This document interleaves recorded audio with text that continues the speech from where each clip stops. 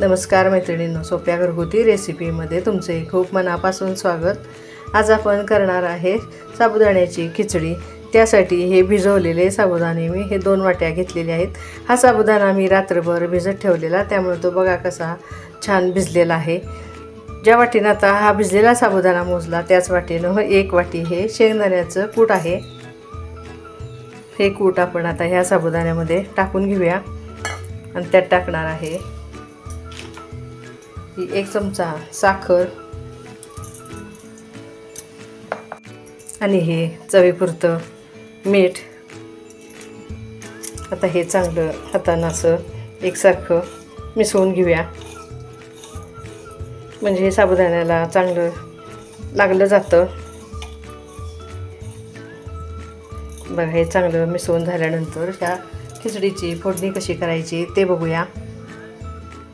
कढई गरम झाली आहे, त्यात आता साधारण हे 2 चमचे तेल टाकून घेऊया। तेल गरम झाले, त्यामध्ये टाकूया हा वाफवलेला 1 बटाटा। हा असा हाताने फोडून टाकायचा आहे।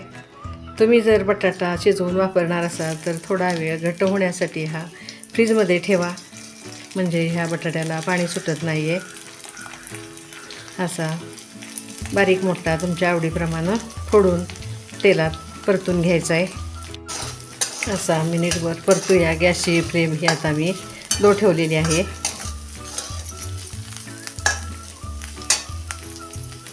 परतत असतानाच त्यामध्ये आज मी हिरवी मिरची वापरणार नाही आहे, त्याऐवजी ही मिरची पावडर टाकून घेते। मिरची पावडरच्या तिखटानुसार तुम्ही ती कमी जास्त करा। ही अर्धा चमचा मी मिरची पावडर टाकून घेतली।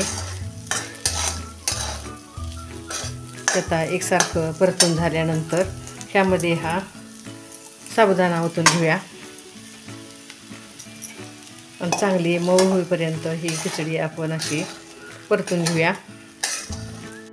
आज ही खिचडी आपण ब्राह्मणी पद्धतीने वाफवलेल्या म्हणजे उकडलेल्या बटाट्याची करतोय।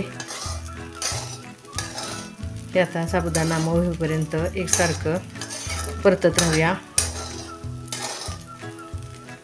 बघा, 2 मिनटं परतल्यानंतर ह्या खिचडीला कसा मऊपणा आलेला आहे। आता अजून ही 2 मिनटं आपण झाकून ठेवूया।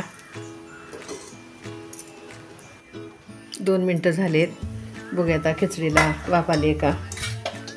ही अजून एकदा खालीवर करून घेऊया आणि ह्यामध्ये थोडीशी मी कोथिंबीर टाकून घेते। तुमच्याकडं जिरे जर चालत असतील तर तुम्ही जिऱ्याचा वापर करा। आमच्याकडं जिरे टाकलेली खिचडी उपवासाला चालत नाही आहे, म्हणून मी ह्यामध्ये जिरे वापरलेले नाहीत। लवंग चालते, पण लवंगेचा वास मला आवडत नाही, म्हणून मी आज दोन्ही पण टाकलेलं नाही आहे। तुम्हाला आवडत असेल तर तुम्ही लवंग किंवा जिऱ्याचा वापर करा। बघा, खिचडीला कशी छान वाफ आलेली आहे। जसजशी आपण परतत जाऊ तशी ही चांगली सुट्टी आणि मऊ व्हायला लागलेली आहे। बघा, साबुदाणा एखादा कठीण असतो, अशा वेळेस काय करायचं तर थोडासा दुधाचा हापका मारायचा आणि या खिचडीला वाफ आणायची, म्हणजे खिचडी आपली छान मऊ होते।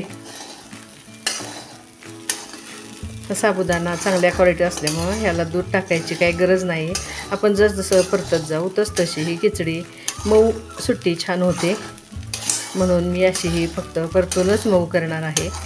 आता अजून 1-2 मिनटं झाकून ठेवते आणि नंतर आपण ही सर्व करायचे।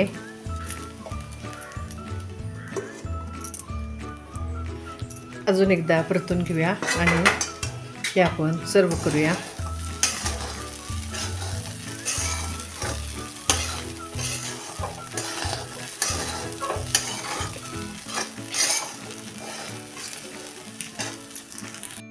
बघा मैत्रिणींनो, वाफवलेल्या बटाट्याची माझी ही खिचडी करण्याची पद्धत तुम्हाला कशी वाटली मला नक्की कमेंट्समध्ये कळवा।